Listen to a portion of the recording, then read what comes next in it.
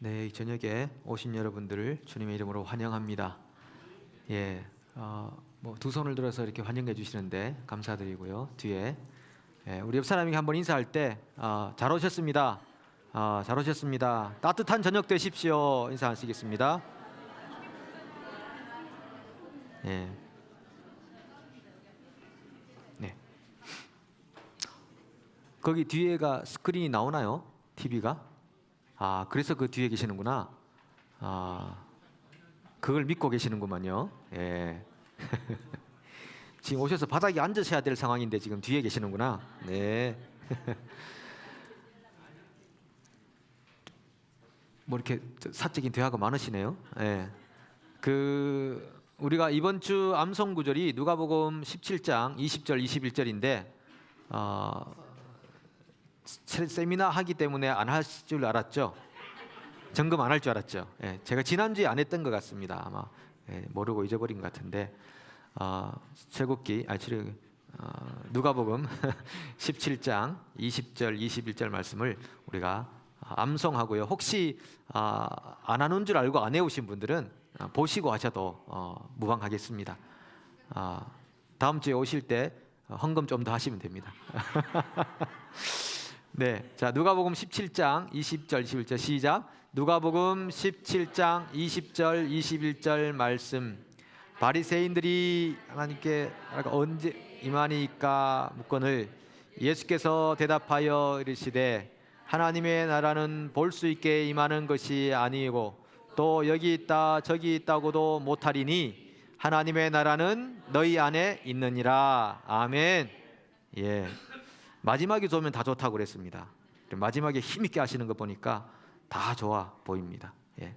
여기 있다 저기 있다도 아니고 볼 수 있게 하는 것이 아니라 하나님 나라는 너희 안에 있느니라 그랬습니다. 이번 6월 한 달 동안 7월 한 달 동안 하나님의 나라 우리가 나누고 또 암송하고 그렇게 할 텐데 하나님의 나라가 여러분 안에 있어서 천국이 우리 안에 있구나 이렇게 경험하는 그런 귀한 추운 겨울이지만 하나님의 나라로 따뜻하게 데펴지는 7월 한 달 될 수 있기를 축복합니다. 네. 감사합니다.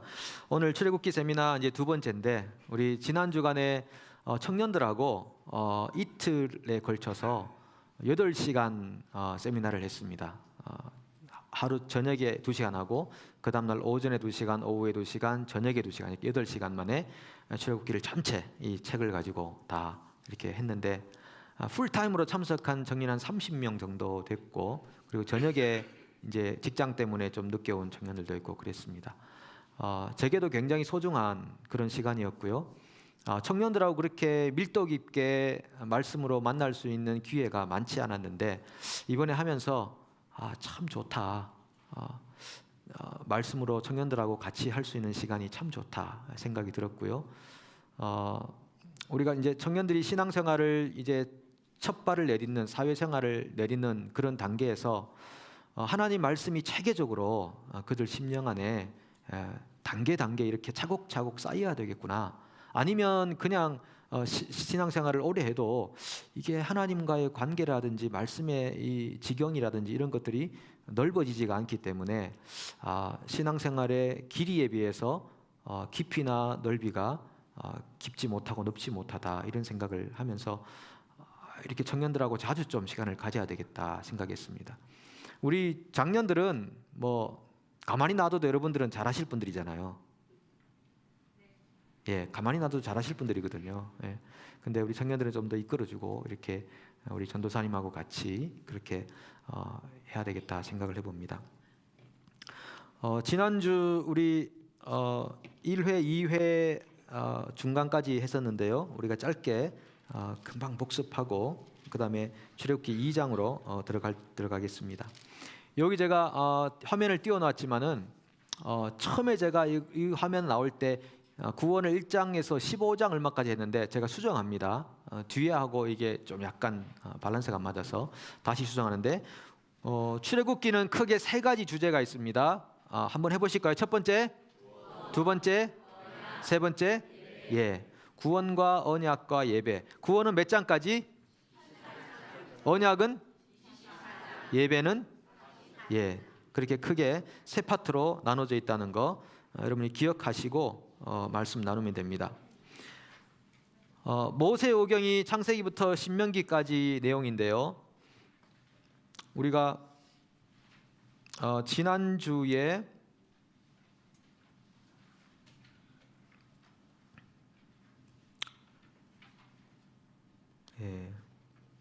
그대로 있네요. 우리가 지난주에 그 출애굽기는 어떤 단어로 시작한다고 했는지 혹시 기억나십니까? 쉐모트라는 단어로 시작한다. 예. 뜻이 뭐라고요? 예, 이름들. 출애굽기는 이름들이라는 단어로 먼저 시작한다라는 거죠. 제가 잊어버리지 않기 위해서 그냥 혼자 씁니다. 이름들, 이 의미가 어떤 거라고 그랬습니까? 예, 나의 아버지. 천국에는 각자 이름이 기록되어 있습니다. 집단으로 이름이 나와 있는 게 아니고 각자 이름이 기록되어 있습니다. 그래서 출애굽기를 하면서 내 아버지를 만나자라고 하는 거죠. 그래서 제가 말씀드릴 때 우리 신앙은 나의 아버지와 우리 아버지가 밸런스를 맞춰야 된다고 그랬죠, 그죠?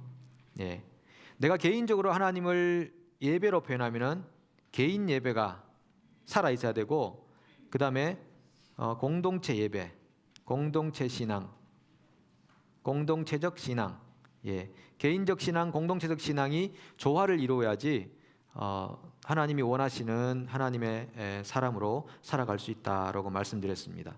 우리 아버지를 대표적으로 누가 경험을 하고 간증을 했죠? 요셉이라는 사람이 우리 아버지.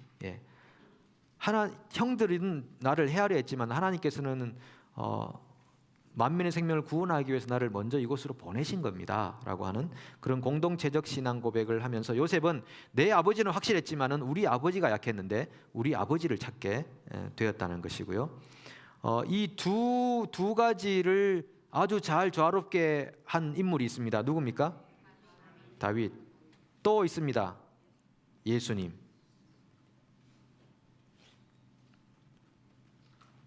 나의 하나님 어찌하여 나를 버리셨나이까? 예수님께서 그러셨죠. 그리고 하늘에 계신 우리 아버지여, 아버지의 이름을 거룩하게 여김을 받으시오며, 하늘에 계신 우리 아버지를 찾고 또 예수님은 나의 하나님을 찾고, 이 두 가지가 아주 잘 병행이 됐다. 다윗도 얼마나 개인적인 예배가 살아 있었습니까? 하나님과 늘 동행하던 그런 예배가 있었죠. 저는 가끔씩 생각하는데, 제가 청년으로 있을 때 혼자 기타 치면서 하나님 만났던 그 시간들이 새록새록 떠오르거든요. 결혼한 이후에 좀 망가진 부분들이 있는 것 같습니다. 그렇게 못하는 부분들이, 바쁘게 살고 애들 치닥거리하고 하다 보니까 개인적으로 혼자 앉아서 그때 하나님을 노래하면서 했던 그 흥미진진한, 주님과 익사이팅한 그런 엑기스에 있는 만남들이 늘 그리울 때가 있는 것 같습니다. 그런 하나님과의 만남, 그 다음에 공동체적으로 상대적 신앙을 생각할 수 있는 마음의 어떤 자세, 이 두 가지가 동시에 이루어져야 됩니다. 이 두 가지가 안 되고 한 가지만 되면은 문제가 있습니다. 우리 아버지만 되면은 개인적인 신앙 고백이 약해져서 환난을 당하고 어려움을 당할 때 쉽게 넘어집니다. 내 아버지만 찾으면 아주 이기적인 신앙인으로 살게 됩니다. 사회에서 빛으로 소금으로 역할을 못하게 되는 거죠. 그래서 여러분 출애굽기를 하시면서 내 아버지를 만나시고 개인 예배를 회복하시고, 그리고 우리 공동체적 신앙의 모습을 회복하셔서 우리 아버지를 찾으시고, 그래서 어떤 면에서는 내 아버지는 우리를 성장하게 만들어주는 것 같습니다. 그런데 우리 아버지는 우리를 어떻게 만들까요? 성장이 아니라 성숙으로 만들겠죠. 장성숙 집사님 우리 교회에 계시는데, 늘 성숙하신 우리 집사님이시죠. 그러니까 나의 아버지를 통해 성장하고 우리 아버지를 찾으면서 성숙해져 가고, 이 두 가지 면이 동시에 돼야 된다라고 하는 거죠.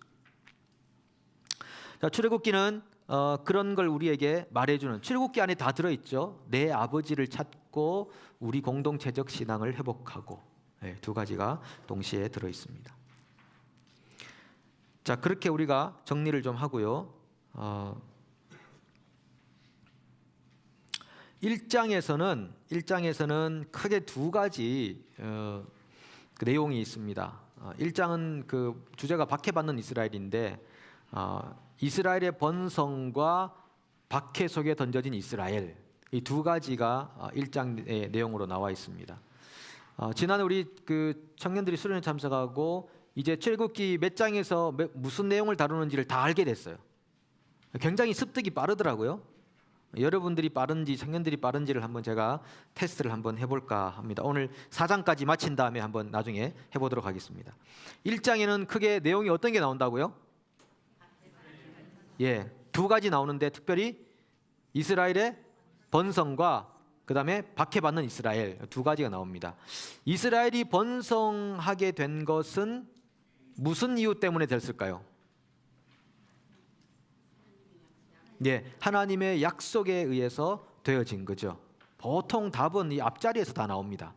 예, 민족 형성은 하나님께서 아브라함에게 하신 약속의 성취로서 되어지는 거죠. 그러니까 하나님의 시간표에는 우연히 되는 거나 그저 되는 게 없습니다. 하나님의 철저한 계획하심 속에서 되어지는 것입니다. 이스라엘이 박해를 받게 된 것은 정치적인 면에서는 창세기 50장과 출애굽기 1장이 그렇게 확연하게 구분되는 이유는 왕조가 바뀌었기 때문이라고 말씀을 지난주에 드렸었습니다.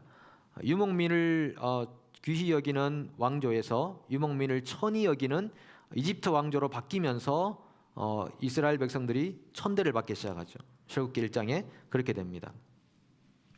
그래서 이스라엘이 위기를 당합니다. 위기는 미움을 받는 것입니다. 육체적, 감정적, 생존적 위협을 받는 것입니다. 고된 노동을 해야 되죠. 감정적인 미움을 받아봐야 되죠. 그리고 생존의 위협을 받는 위기에 거한다. 이스라엘이 그렇게 위기를 당했다면 우리 오늘날의 교회도 세상에 던져진 위기적 공동체입니다. 위기적 공동체. 그래서 우리가 미움을 받게 되어 있는 것은 지극히 당연한 것입니다. 제가 지난주에 말씀드렸나요? 나이지리아에서 화형당했던 영상, 그리고 러시아에서 국회에서 새로운 법을 제정해서 전도하면은 안 되도록 금지하고 있는 국회 법안이 6월 말에 상정이 되고 논란이 되고 있는 볼셰비키 혁명 때보다 1917년 볼셰비키 혁명으로 공산주의가 만들어져서 기독교가 압제를 당하는 그때보다 훨씬 더 심각한 상황이라고 러시아 현지 선교사님께서 문자를 보내주신 거예요. 그런 상황들, 그뿐 아니라 지극히 급속하게 세속화되고 있는 유럽 사회, 뉴질랜드 사회에서 드디어 복음은 미움을 받기 시작하는 종말의 때 우리가 살고 있다라고 하는 것이죠. 예수님의 말씀을 한번 우리가 뒷면에 보면 나와 있습니다. 자, 15장 18절 읽겠습니다. 세상이 너희를 미워하면 너희보다 먼저 나를 미워한 줄 알라. 예, 먼저 예수님을 미워했다. 글자가 잘 안 보이시죠? 그 다음에 19절에 보면요, 이렇게 말씀하시죠. 너희가 세상에 속하였으면 세상이 자기의 것을 사랑할 것이나 너희는 세상에 속한 자가 아니요 도리어 내가 너희를 세상에서 택하였기 때문에 세상이 너희를 미워하느니라. 여러분, 세상에서 사랑받는 존재로 살겠습니까? 아니면 미움받지만 택함받은 존재로 살고 싶으십니까? 우리에게는 선택할 기회가 날마다 주어져 있습니다.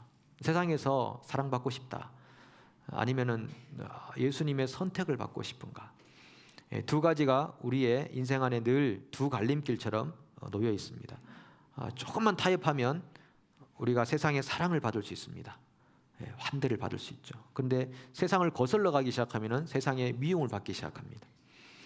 이것은 우리 삶 속에 주어진 그 확연한 그런 선택적 갈림길이 되는 것이고요. 그 상황에서 십부라와 부하와 같은 사람, 자, 출애굽기 1장 15절 이하에 가면 나옵니다. 그죠? 애굽왕이 히브리 산파 십부라라는 사람과 부하라는 사람에게 말하여 너희는 히브리 여인을 위하여 해산을 도울 때 그 자리를 살펴서 아들이거든 그를 죽이고 딸이거든 살려두라. 그러나 산파들이 하나님을 두려워하여 애굽왕의 명령을 기고 남자 아기들을 살린지라. 어떻게 살렸느냐? 산파가 말하되 히브리 여인은 애굽 여인과 같지 않고 건장해서 우리가 가기 전에 해산했습니다 라고 얘기하는 것입니다. 많은 사람들이 이집트의 왕으로 살기 위해서 왕자리를 노리면서 고지전을 하고 있습니다. 누가 먼저 저 높은 자리를 차지할 것인가. 근데 하나님 나라에서는 그 고지에 가는 사람이 기억된 바 없습니다. 우리는 출애굽기를 아무리 읽어봐도 이 당시에 이집트 왕이 누구인지를 전혀 알 수 없습니다. 그러나 때로는 미천한 신분이었지만 산파로 살았지만 하나님을 경외하는 사람이었던 그 두 여인의 이름은 이곳에 당당하게 기록되어 있습니다. 시브라와 부아라는 여인이었다. 여러분은 산파로 사시겠습니까? 아니면 이집트의 왕으로 사시겠습니까? 이러면 그걸 믹서해가지고 하나님을 아는 이집트 왕으로 살고 싶습니다. 그게 우리 속셈이잖아요. 예. 땅에서 잘 되고요. 예수도 잘 믿고요. 이게 우리 속셈이잖아요. 근데 많은 경우에 그게 통하지 않는다는 것입니다. 어떤 신학자는 이렇게 말하거든요. 구약에 나오는 복과 신약에 나오는 복이 완전히 정면으로 바뀌었다라고 얘기해요. 구약에는 부자가 복이었는데 신약에는 가난한 자가 복이라고. 극단적으로 얘기하시는 분은 그렇게 얘기합니다. 복의 개념이 완전히 바뀌었다. 문자 그대로 가난함이라는 것이 누가복음에서 말하는 것이고 마태복음은 심령이 가난하다고 그랬거든. 근데 누가복음은 문자 그대로 가난한 사람, 경제적 가난을 얘기했거든. 그 둘 다를 상호 보완적으로 봐야 되는 겁니다. 성경이 다르게 나올 때는 상호 보완적인 것이거든요. 예를 들면 하나님께서 다윗에게 말씀하셔가지고 인구조사하라. 근데 다른 데 보니까 역대상하를 보니까 거기는 사탄이 다윗을 충동하여, 두 가지가 동시에 나오는 거죠. 그럴 때는 이 두 가지를 상호 보완적으로 봐야 되는 거죠. 사탄이 충동질한 걸 하나님께서 허락해 주신 것이구나. 이렇게 상호 보완적으로 볼 수 있으면 좋겠다라고 하는 것입니다. 그래서 하나님 나라의 관점으로 이 시브라와 부아는 하나님을 경외하기로 선택을 하고 바로에게 거짓말을 치게 됩니다. 이게 시빌 디스오비디언스 처음으로 나오는 시민 불복종이라 사례라고 말씀드렸습니다. 기독교 윤리는 세상의 윤리를 초월한다라고 말씀을 드렸었습니다. 여러분, 그래서 시편 84편 10절에 보면 이런 말씀이 있죠. 주의 궁정에서의 한 날이 다른 곳에서의 첫날보다 나은즉 악인의 장막에 사는 것보다 내 하나님의 성전 문지기로 있는 것이 좋사오니. 여러분, 세상에서 아무리 부귀영화를 누리고 좋은 것들을 많이 탐한다 해도 우리 주님 안에서의 한 날보다 낫겠습니까? 주님 안에서의 한 순간보다 어떻게 낫겠느냐라는 것입니다. 시브라와 부아 같은 하나님 경외의 삶을 선택하며 사십시오. 그러면 하나님께서 어떻게 하십니까? 1장 20절 21절 보면 20절 21절 같이 읽습니다. 하나님이 그 산파들에게 은혜를 베푸시니 그 백성은 번성하고 매우 강해지니라. 그 산파들은 하나님을 경외하였으므로 하나님이 그들의 집안을 흥왕하게 하신지라. 하나님께서 그 집안을 흥왕하게 하셨다. 여러분의 집안이 하나님의 손에 의해서 흥왕케 되기를 축복합니다. 어떻게 그렇게 됩니까? 시브라와 부아의 길을 선택하십시오. 자, 2장으로 여기까지 우리 지난주에 나눴었습니다. 2장으로 넘어가면 2장에는 제목이 모세의 출생과 80년의 생애라고 하는 것입니다. 2장 1절부터 10절에 모세가 출생했는데 아주 잘생겼다라고 그렇게 표현합니다. 아들을 낳았는데 아주 잘생겼다.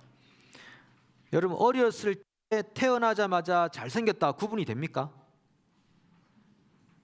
여러분, 자녀를 낳으셨을 때 이야, 역시 나를 빼닮아서 이렇게 잘생겼구나 이렇게 생각하셨습니까?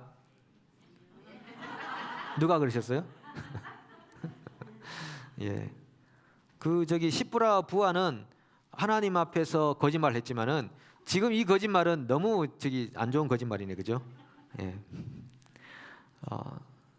대부분 어린 아이들은 그냥 형체가 이렇게 뚜렷하지 않잖아요. 근데 모세가 태어났을 때 잘생겼다 할 정도면 그 아이가 얼마나 좀 특별했을까라고 생각합니다. 하나님이 좀 특별하게 이집트의 왕자 정도, 바로가 그 아이를 안았을 때 흠모할 정도는 돼야 그 아이를 데려가지, 안았는데 여기 있는 누구처럼 생겼다면 그 아이를 데려가겠느냐는 말입니다. 예. 안았을 때 이 바로 공주가 사실은 반해버렸거든요. 그 정도의 준수함이 이 아이에게 있지 않았을까 생각합니다. 하나님이 특별히 그를 구별하신 것 같습니다. 모세가 갈대 상자 안에 들어가서 이제 바로의 공주에게로 떠내려가는데 이것을 제2의 노아다라고 이렇게 표현을 하죠. 방주처럼 생각되는 겁니다. 이 갈대 상자가 물이 들어오지 않게 역청으로 엮고 뭐 진흙으로 바르고 뭐 이렇게 해서 갈대 상자 안에 떠내려가는 그 모습이 방주와 같은, 모세가 살아야, 이 아이가 살아야 이스라엘에게 구원이 있고 희망이 있다. 이거를 설명해 주는 좋은 예가 되고요.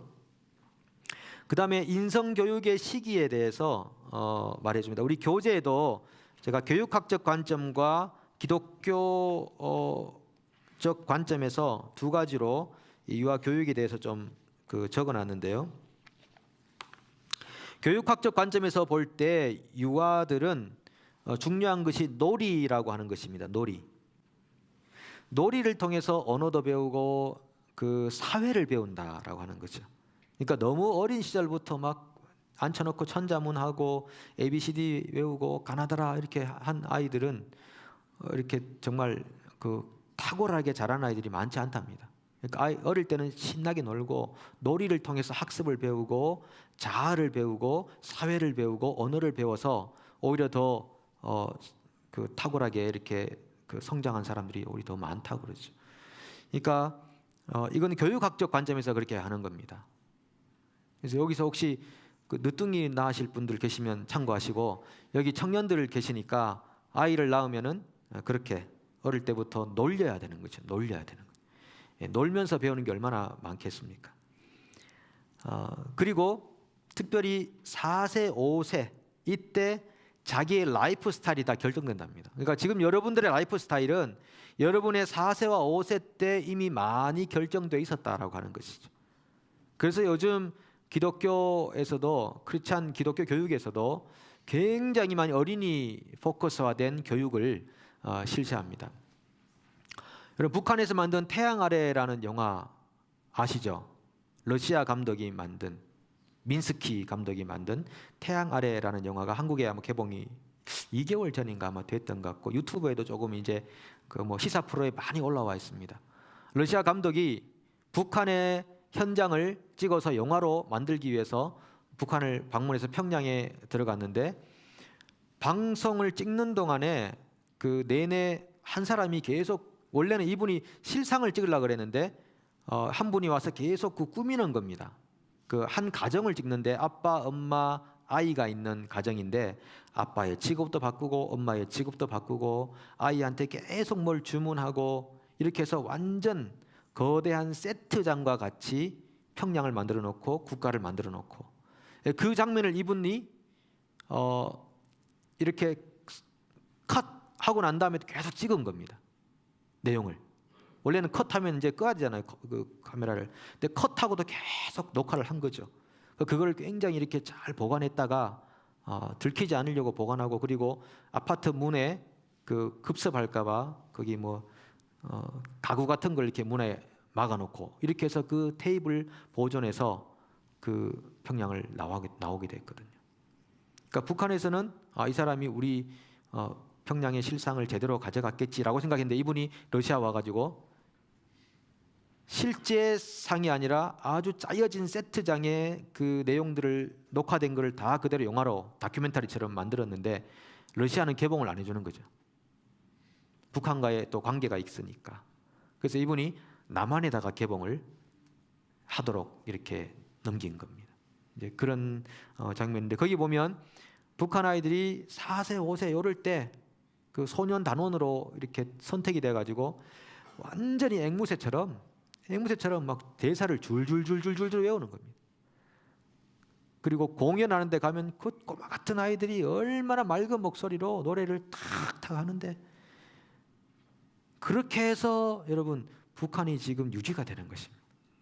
어릴 때부터 그렇게 해왔기 때문에. 그러니까 지금 우리 기독교가 굉장히 쇠퇴하고요. 교회 학교가 없는 교회가 한국의 80%랍니다. 80% 교회 학교가 없대요. 네, 심각하지 않습니까? 네.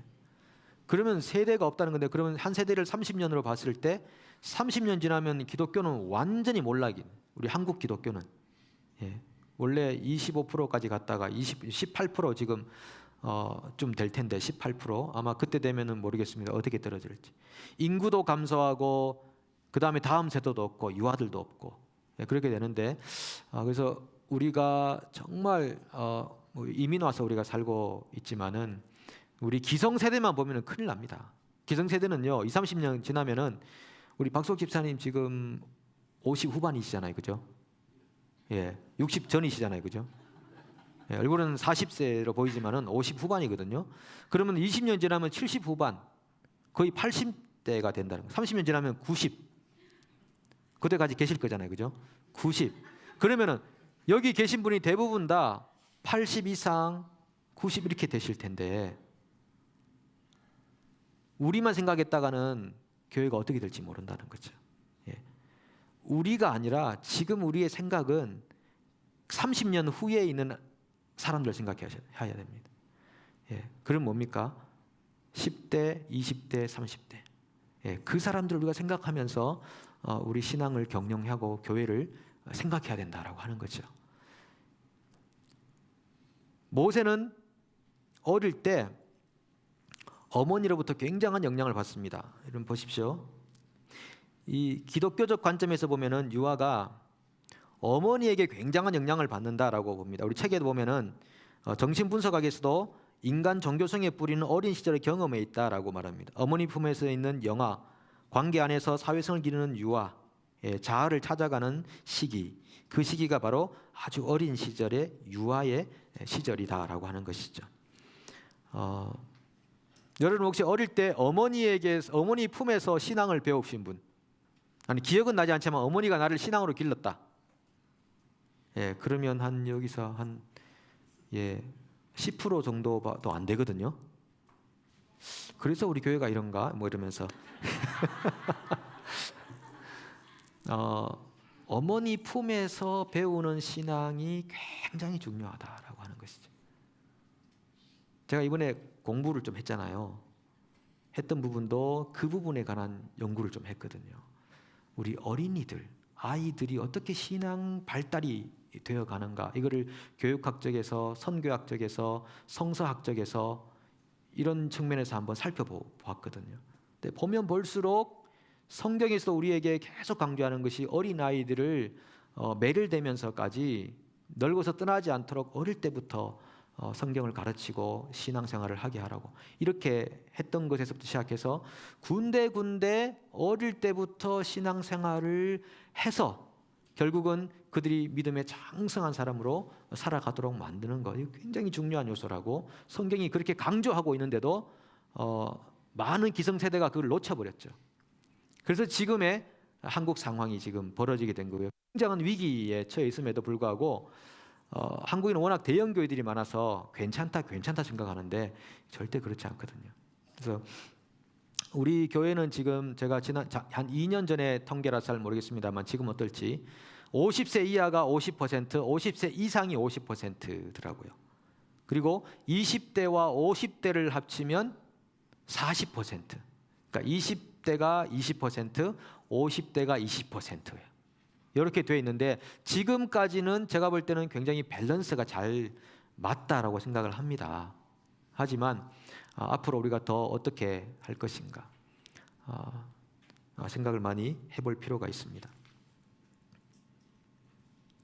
그래서 우리 어린이들을 하나님께로 인도해 가는 일에 우리 교회가 좀 더 적극적이 돼야 되겠다 생각을 하고요. 그 다음에 11절 이하에서 25절까지는 모세가 미디안으로 피해서, 그러니까 40세가 되어서 그 동족을 돌보려고 하다가 살인한 다음에 피해서 도망가서 미디안 생활을 하게 되는데, 이 모세가 교육받은 걸 크게 세 가지로 나누면은 어머니 품에서 유아 시절에 신앙 교육을 받았다라고 생각합니다.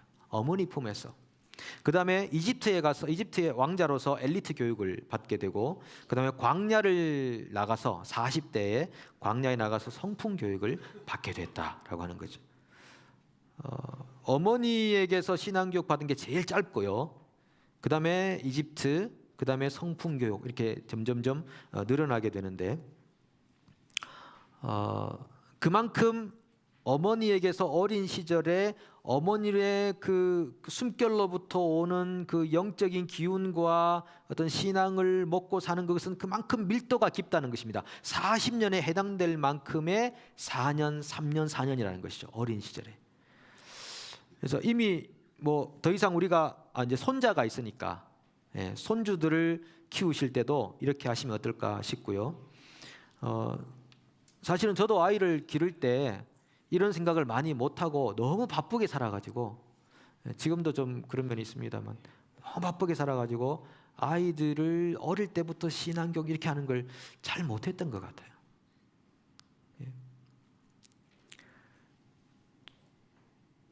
조금 이제 그런 생각이 듭니다. 그래서 여러분 혹시 이제 주변에 손주나 아니면은 아이들을 보실 때마다 내 아이가 아니더라도 좀 우리가 더 집중해서 우리 어린이 믿음의 성장을 위해 마음을 모으고 기도하고 물질 투자하고 이렇게 할 수 있으면 좋겠다, 그런 마음이 있습니다. 성품 교육을 받았고요. 모세가 40세가 돼서 동족 생각이 났습니다.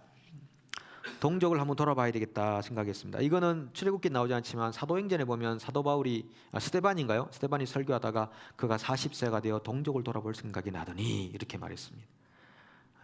어느 시점에 가면 우리가 반드시 자기가 성장하게 되면은 그 다음에 먼저 돌아볼 존재가 친족과 동족이죠. 가족과 친족과 동족이죠.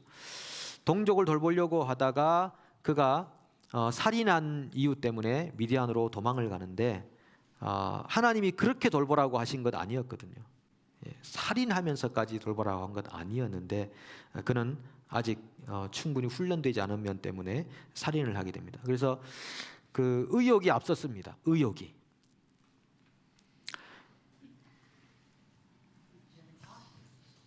네?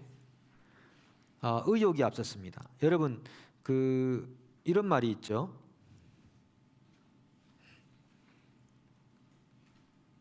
의욕과 능력이란 말이 있습니다.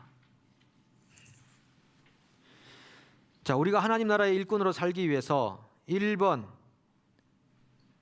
의욕이 많아야 되고 능력이 많아야 된다. 2번 의욕은 없어야 되고 능력이 많아야 된다. 3번 의욕이 많아야 되고 능력은 없어야 된다. 4번 의욕도 없어야 되고 능력도 없어야 된다. 어디? 하나님이 하시면 되지 뭐 이렇게 능력을 가지려고 그래? 여러분 어떻게 해야지 우리가 하나님 나라의 일을 잘할 수 있을까요? 4번? 1번? 어떻게 해야 될까요? 1번과 4번은 나눠지네, 그죠? 이거 어떤 사람이죠? 이거는 그냥 무기력한 사람이죠. 될 대로 되라는, 데데스 댐덴 디데어 데어디 다스데스 댐다스 될 대로 되라. 여러분 그거 다 외우셨죠? 될 대로 되라 이런 식이고, 그 다음에 그렇죠. 의욕은 있는데 능력은 없다. 이거는 사고 치는 사람들입니다. 가는 곳마다 사고 쳐요. 능력 없는데 막 의욕이 막 넘쳐나가지고 막 이것도 해보고 저것도 해보고 막 이렇게 막 사고 치는 사람들. 막 휘짓고 들어가는 거죠. 막 자기는 의욕이 많으니까 막 휘짓고 들어가서 여기도 어지럽혀 놓고 저기도 어지럽혀. 수습은 안 돼. 능력이 있다는 것은 굉장히 일을 질서 있게 규모 있게 화평하게 만드는 것이거든요. 이렇게 되는 거죠. 사고 치는 사람들. 근데 요거하고 그럼 1번하고 2번 중에 어떤 게 좋을까? 예를 들면 이 얘기 누가 하냐면 사실 박영선 목사님이라는 분이 했거든요. 그 남포교회 서울에. 그분은 우리가 이렇게 돼야 된다라고 얘기를 해요. 의욕은 없지만 능력이 많은 사람이 돼야 된다. 이렇게 얘기합니다. 의욕과 능력이 다 많으면요, 의욕이 앞서게 돼 있어요. 자기를 주장하려는 마음이 우리에게는 많이 있습니다. 자기를 제어하는 게 굉장히 힘들거든요. 오죽했으면 예수님께서 나를 따라오거든 자기를 부인하고 나를 따르라고 이렇게 말씀하셨겠습니까?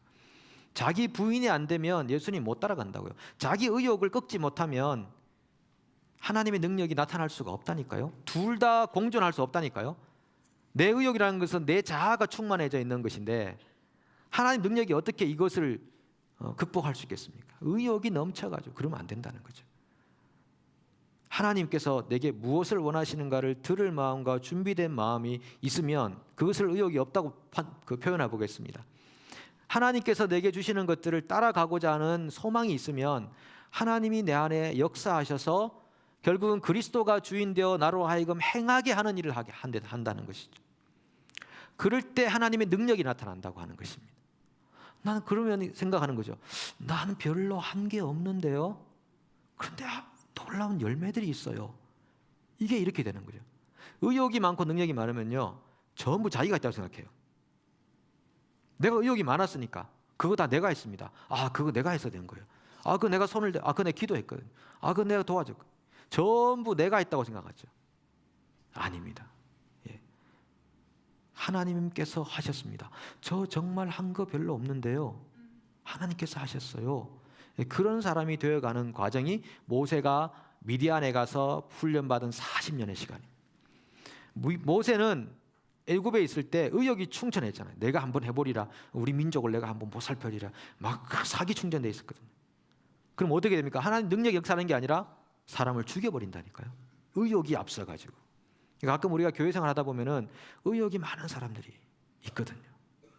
그러면 자기밖에 드러나지 않는데 그 열매가 어떻게 나타납니까? 자기가 드러나면 열매가 없습니다. 하나님의 능력이 임해야 그 사람 속에 열매가 있는 거죠. 하나님이 하고자 하는 일을 해야 열매가 있는 거지, 내가 아무리 많은 계획을 가지고 있다고 그것이 열매가 있겠습니까? 그렇지 않습니다. 저는 여러분들이 하나님 앞에서 능력받는 사람이 되기를 원합니다. 하나님 나라는 말에 있지 아니하고 어디에 있다고요? 능력에 있다고 그랬거든요. 능력에 있다. 그 능력은 from God, 하나님으로부터 내게 주어져야 되는 것이지 내가 능력을 개발해내는 것 절대 아니거든요. 아니거든요. 그러니까 우리가 훈련해야 되는 것은 끊임없이 광야로 나가서 하나님을 바라보는 사람으로 가야 되는 것입니다. 하나님, 내가 이게 하나님께서 내게 주시는 인도하심을 따라가는 겁니까? 아니면 제가 하나님보다 앞서가고 있는 것입니까? 그래서 늘 우리가 구호하는 게 있잖아요. 무엇보다 앞서지 말자. 예, 제가 질문을 잘못 드린 것 같기도 하고. 자, 기도와 무엇보다 앞서지 말자. 성령보다. 예, 이런 구호를 많이 외칩니다. 이렇게 훈련 받는 데 가시면은 이런 걸 많이 외치죠. 기도보다 성령보다 앞서지 말자. 이게 뭐냐면 이렇게 앞서면 이게 의욕이 충전하게 됩니다. 혈기, 의욕 이런 것. 하나님의 나라는 세상 나라와 전혀 다른 겁니다. 그래서 자기 의욕을 죽이는 시간이 반드시 필요해요. 모세가 미디안에서 자기 의욕을 완전히 내려놨거든요. 너무 내려놔가지고 이분은 하나님께서 내가 쓰시겠다 하는데도 내가 못하면. 그 40년 전에는 어떻게 했습니까? 내가 해보겠다 그랬잖아요. 내가 우리 민족을 내가 한번 구원해보겠다고 막. 40년 지나니까 플러스에서 마이너스로 완전히 내려가 버려요. 하나님이 그렇게 바닥으로 내려가 버려요. 의욕 상실. 그리고 그때부터 하나님이 능력을 그 안에 부어주기 시작했다는. 우리가 바닥으로 가서 하나님 저 아무것도 못하는 사람이거든요. 저를 죽이려면 죽으시고 살리려면 살리시고 하시려면 하시고 말려면 마십시오. 자기를 완전히 내어 던져버려야 되죠. 그때 하나님께서 우리 안에 역사하셔서 능력을 주시는 겁니다. 여러분, 우리가 한 번 신앙생활 하는데 좀 능력 있는 삶을 살아야 되지 않겠습니까? 어떻게 그 어부였던 베드로가 한 번 설교해서 3,000명이 회개하고 돌아오겠습니까? 그가 자기의 의욕으로 된 것입니까? 아닙니다. 그 사람들 다 도망갔거든요. 바닷가에 가서 어부 생활을 하고 있었다. 의욕 상실. 어쩌면 하나님께서 그들을 바닥으로 보내신 것인지도 모릅니다. 바닥으로 보내신 다음에 의욕 상실, 난 아무것도 할 수 없다고 할 때 예수님이 오셔가지고 정말 내가 처음에 너를 부를 때 피셔맨으로 부른다고 그랬잖아. 사람을 낚는 업으로. 이제 내가 너와 함께 하겠다. 그때 예수님의 능력이 베드로 안에서 나타나기 시작한 거예요. 네. 이 광야가 없으면 사람이 안 되거든요. 광야가 없으면 하나님의 사람으로 자랄 수가 없거든요. 여러분 지금 어느 지점에 있습니까? 모세가 태어나서 이집트 왕자로 있는 왕자병 가운데 있는 상태에 있습니까? 아니면은 미디안으로 가기 전 의욕이 충천해가지고 내가 한번 해보리라 그 마음의 상태에 있습니까? 아니면 훈련을 받는 중입니까? 아니면 훈련이 끝나서 정말 하나님께서 하시는 대로 부드럽게 따라갈 수 있는 자아의 고집이 아니라 하나님의 인도를 따라갈 수 있는 사람으로 지금 변화되어 있습니까? 이 과정이 여러분 다 있는 것입니다. 그래서 여러분 기도보다 성령보다 앞서지 말자, 의욕을 내세우지 말자 기억하시기 바랍니다. 그래서 이때는 카이로스였어요. 시간을 두 개로 나누는데요. 크로노스와 카이로스라는 시간이 있습니다. 이게 헬라어로 크로노스는 수평적 시간, 일반적 시간이에요. 그냥 흘러가는 인간과 인간 사이에 그냥 일반적 시간이지만 카이로스의 시간은 수직적인 겁니다. 이건 영원한 현재인데 하나님의 때를 카이로스라고 표현해요. 이것은 수직적 관계 안에서만 경험되는 시간입니다. 수직적 관계 안에서만 경험되는 시간이에요. 그래서 모세는 40세 때는 크로노스의 시간을 경험했습니다. 의욕 때문에. 그런데 그가 80 이후로부터 카이로스의 시간을 경험하기 시작합니다. 하나님과 연결된, 그냥 보면은 평범한 사람 같고 별로 뭘 잘할 것 같이 안 보이는데 그 사람이 뭘 하기만 하면은 열매가 나타나요. 뭐 그렇게 떠들썩하게 안 하는 것 같은데 그 사람이 있는 곳에는 향기가 나고 화평이 생기고 영혼이 구원받고 주변 사람들이 하나님을 알아가게 되고 이런 열매들이 잘 나타난다는 거죠. 의욕이 앞설 때는요 아무리 해도 열매가 없습니다. 자, 우리에게는 카이로스의 시간이 반드시 필요하다라는 것입니다. 모세가 2장 11절 이하로 가면 이제 소명을 이제 좀 모세가 소명을 받는 건 3장이고요. 11절 이하 가면은 아까 말씀드렸던 이제 그 동족을 살펴보는 장면이 나오는데 여기 차이가 있습니다. 모세는 모세가 11절 12절 출애굽기 12장 11절 12절 읽습니다. 모세가 장사한 후에 한 번은 자기 형제들에게 나가서 그들이 고되게 노동하는 것을 보더니 어떤 애굽 사람이 한 히브리 형제를 치는 것을 본지라 좌우를 살펴 사람이 없음을 보고 그 애굽 사람을 쳐 죽여 모래 속에 감추니라. 여기 보면 전부 다 모세가 봤다 그러죠. watched, saw 이렇게 말하죠. 관찰하고 보고. 그런데 하나님께서는 2장 23절, 24절, 25절 보면요. 여러 후에 애굽 왕은 죽었고 이렇게 쭉 하고 24절에 하나님이 그들의 고통 소리를 들으시고 하나님이 아브라함과 이삭과 야곱에게 세운 그의 언약을 기억하사 하나님이 이스라엘 자손을 돌보셨고 하나님이 그들을 기억하셨더라. 하나님 편에서는 청각과 기억이 발달되는, 굉장히 발달되어 계시다. 청각과 기억이 발달돼. 우리 사람은 시각으로 많이 살아갑니다. 보는 것대로 판단해버리죠. 그래서 고린도후서 5장 7절에 뭐라고 하냐면은 이는 우리가 믿음으로 행하고 보는 것으로 아니함이로라. 우리가 염려하는 것이 어디로부터 오는지 압니까? 보는 것에서 오는 것입니다. 사이트. 우리 눈으로 보는 것부터 염려가 엄습해 들어오는 거예요. 물결이 막 치는 바다에 가면은 그 보는 것 자체에서 겁에 질려가지고 손 다 들어버리는 것이거든요. 그래서 성경에서는 늘 하는 말이 우리는 보는 것으로 행하지 않는다. 우리는 믿음으로 행한다라고 그렇게 말하고 있는 것입니다. 예수님께서 뭐라고 합니까? 도마에게 네가 보고 믿느냐? 보지 않고 믿는 것이 더 복되도다. 이렇게 말하지. 우리의 믿음은 보는 것에 달려 있지 않다라고 하는 것입니다.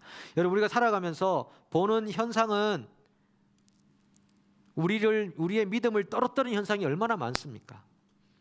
우리의 믿음을 떨어뜨리는 현상이 얼마나 많습니까? 근데 우리는 보는 것으로 행해서는 안 됩니다. 보는 것으로 결정해서는 안 됩니다. 우리의 상황으로 모든 걸 결정해서는 안 됩니다. 그 상황 너머에 역사하시는 하나님의 손을 봐야 되는 거죠. 가나안 땅을 점령하러 가기 전에 정탐꾼을 보냈는데 사람들이 본 것은 다 똑같았잖아요. 사이트는 다 똑같았습니다. 그런데 그 사이트 때문에 10명은 겁에 질려버렸죠. 믿음이 완전히 바닥으로 가버렸죠. 근데 2명은 그러지 않았습니다. 시각으로 보이는 것에만 의존하지 않고 그 뒤에 넘어서 역사하실 하나님의 능력을 의지했다. 그것을 믿음이라고 표현하는 것이죠. 우리가 보는 시각으로 모든 게 결정하는 것은 믿음이 없다는 것입니다. 시각 너머의 것을 우리가 볼 필요가 있다. Live by faith, not by sight. 광야 학교의 모세는 이 크게 3가지의 훈련을 받았습니다. 기다렸습니다. 인내했습니다.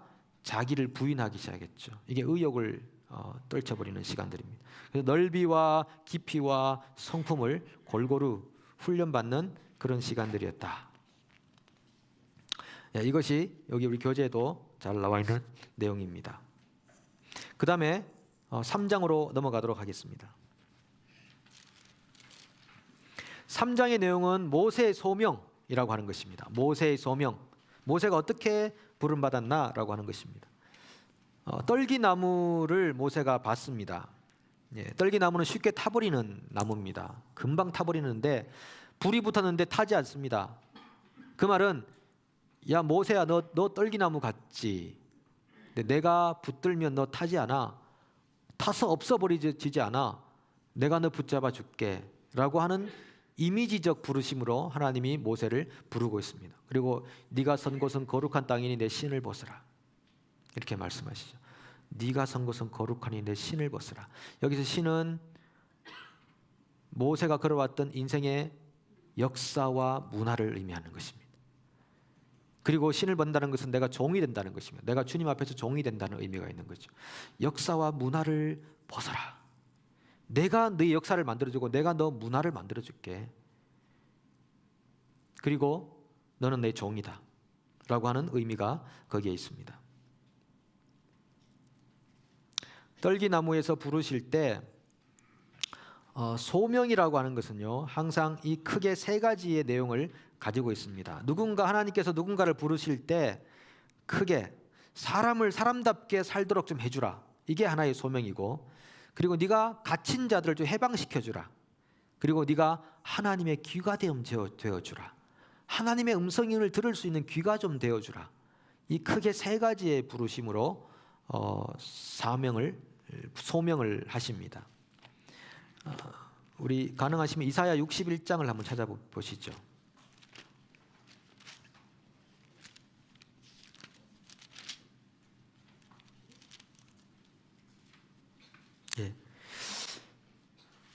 이사야가 어떤 소명을 받는 것인가, 어떤 부르심 안에 서는 것인가. 61장 1절 2절 한번 읽어보겠습니다. 시작. 주 여호와의 영이 내게 내리셨으니 이는 여호와께서 내게 기름을 부으사 가난한 자에게 아름다운 소식을 전하게 하려 하심이라. 나를 보내사 마음이 상한 자를 고치며 포로된 자에게 자유를, 갇힌 자에게 노임을 선포하며 여호와의 은혜의 해와 우리 하나님의 보복의 날을 선포하여 모든 슬픈 자를 위로하되. 나를 보내셔서 마음이 상한 자 고치고 포로된 자 자유케 갇힌 자를 놓이게 해서 은혜의 해를 선포한다.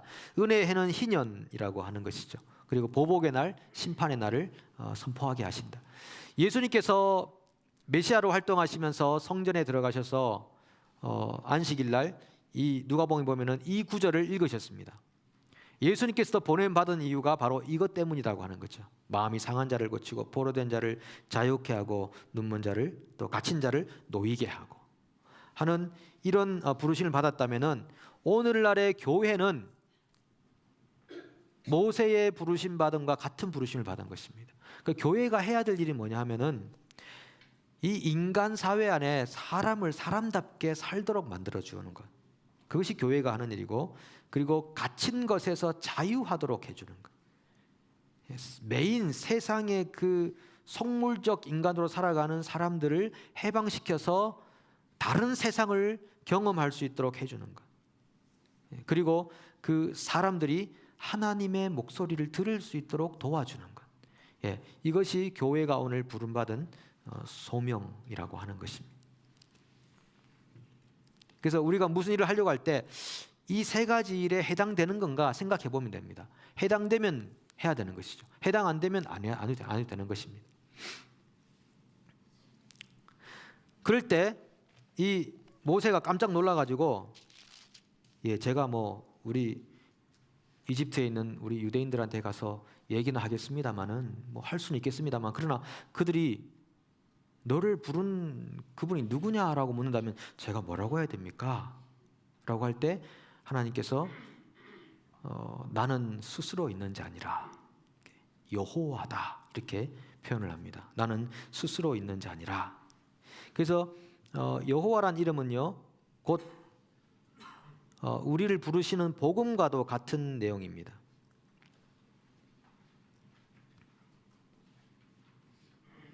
왜냐하면은 이 내가 스스로 있다라고 하는 그 말씀이 I am who I am that I am이라는 나는 나다라고 하는 것인데요. 우리 교재도 보면 나와 있습니다만은 여호와 히브리 동사 하야 존재한다에서부터 왔다 이렇게 말합니다. 과거부터 현재 미래까지 영원까지 존재하시는 분이라는 의미가 있다. 결코 창조된 적이 없는 분이시고 프리스탠딩 하시는, 어디에 의존되어 있는 분이 아니시고 홀로 존재하시는 분, 그분이 바로 여호와신데, 밑에 보면 에흐예 아세르 에흐예라는 말이 있습니다. 나는 지금 여기에 있다 이 말인데, 여호와의 이름은 구체적이고 절박한 상황 안에서 주어진 이름이고 복음이다라고 그렇게 표현되어 있습니다. 나는 나다라는 말은 존재 동사에서 왔으니까 나는 항상 여기에 있다 그런 말이고, 다르게 표현하면 너네가 지금 430년간 애굽에 살면서 내가 없다고, 내가 너를 돌보지 않아준다고 불평하며 원망하지 아니야. 나는 너희가 고통받는 그 자리에 함께 있었어. 그게 여호와라는 의미야. 이렇게 하나님이 자기 이름을 그렇게 설명을 해주고 계시다는 것입니다. 엔더 샤크인가요? 그분이 쓴 침묵이었나요? 하여튼 거기에도 보면은 사람들이 하나님 어디 계셨습니까? 예수님 어디 계셨습니까? 우리가 고통당하고 힘들 때 저렇게 죽어갈 때 어디 계셨습니까? 그럴 때 하나님께서 네가 고통받는 그 자리에 내가 함께 있지 않았느냐, 그 답을 주고 계시거든. 그러니까 여러분, 우리가 고통당하고 있고 우리가 이거 하나님이 조금만 손 봐주셨으면 되었을 텐데 이렇게 하나님 손 안 봐주셔서 이렇게 일이 되나라고 하는 그 순간에도 하나님 우리와 함께 고통 중에 거하셨다. 그게 여호와라는 이름이 가지고 있는 의미다라고 하는 것이죠. 하나님 여러분들과 늘 함께 계십니다. 어느 순간에도 함께 계십니다. 하나님의 부재가 느껴지는 순간에도 하나님 여러분과 함께 계시는 줄로 믿습니다. 그래서요, 이게 신명사문자라고 그러는데 요런 그 히브리어가 있습니다. 요거는 아무도, 우리 옛날에 필사할 때 히브리 학자들이 하나님 이름 나올 때는 가서 손 씻고 거룩하게 이렇게 해서 다시 이렇게 4개를 딱 쓰고 다시 손 씻고 오고, 이렇게 그만큼 하나님 이름을 존중을 했었거든요. 근데 이게 보통 그 히브리어가 고사어이기 때문에 그 모음이 없어요. 근데 모음은 나중에 후대에 붙인 거거든요. 그러니까 히브리 유대인들은 모음 없어도 다 읽을 수 있다 이거죠. 모음 없어도. 근데 나중에 이제 사어가 되고 바뀌니까 모음을 거기다가 하나씩 붙여가지고 이제 그 의미를 만든 건데, 하나님의 이름이 요 신명사문자라 그래서 요 4개로 되어 있어요. 그래서 이름이 모음이 없으니까 후대 사람들이 못 부른다고요. 근데 이 이름이 왜 여호와가 됐냐 하면은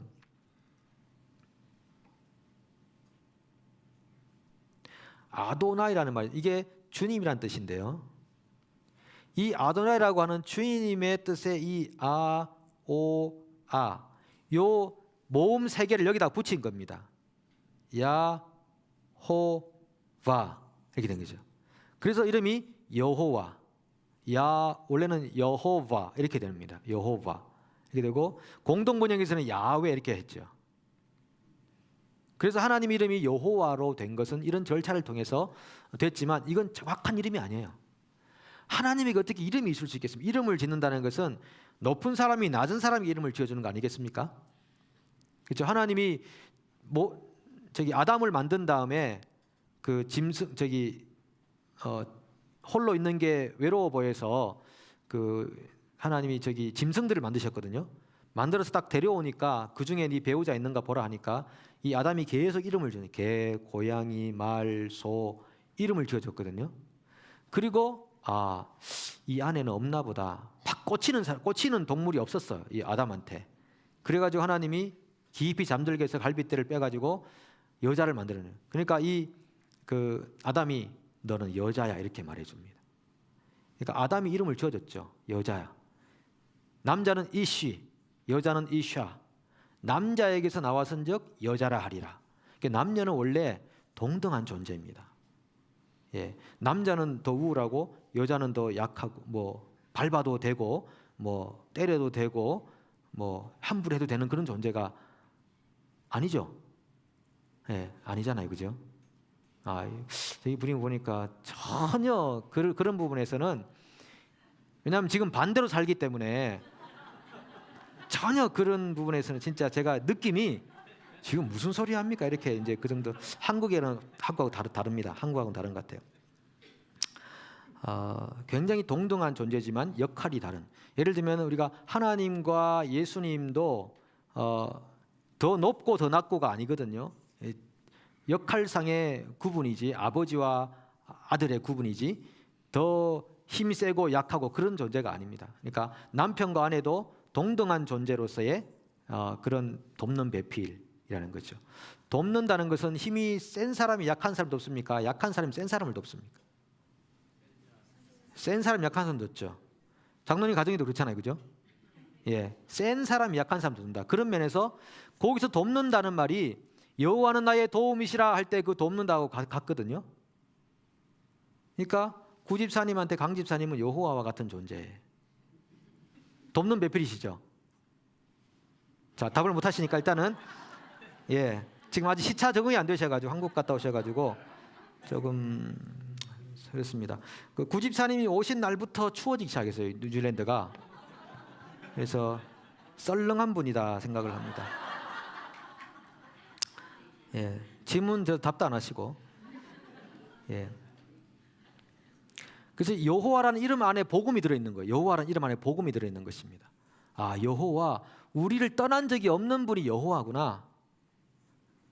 내가 인생의 한 시점을 돌아보면 그 10년간은 참 하나님이 나를 어떻게 그렇게 내버려뒀을까 생각하는데 그게 아니라는 거죠. 그 10년마저도 하나님 나랑 가장 가까운 곳에서 같이 아파하고 같이 호흡하고 계셨다. 그게 여호와. 그 여호와라는 이름이 바로 가스펠, 복음이라는 거예요. 여호와 이름 자체가 복음이라. 그래서 하나님이 우리를 기억하신 것처럼 그러면 교회는 뭐냐? 교회도 기억 공동체예요. 교회도 기억 공동체다. 하나님이 하신 일을 기억하는 공동체. Remember. 하나님이 하신 일을 기억하는 공동체가 교회다라고 하는 것입니다.